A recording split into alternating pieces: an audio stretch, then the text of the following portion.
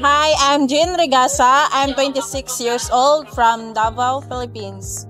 I was enrolled in ALS in Davao but may failure kasi hindi ko natapos dahil sa documents ko. Tsaka sa Tagum din, pangalawang beses ako doon nag-enroll tapos hindi din natapos-tapos. Sa pangatlong beses po dito po sa Dubai sa Philbrit ALS program, nakita ko po yung programa nila sa Facebook at nag-enroll ako.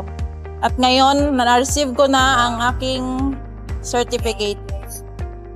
Dahil ina-encourage ako ni Ma'am Carmen na mag-enroll para matapos ko ang aking ALS high school para makapag-college na soon. Ang feeling ko ngayon ay fortunate, grateful, at saka blessed. Happy po. Thank you, Philbrit, and also Ma'am Carmen, and also my teacher. Thank you po.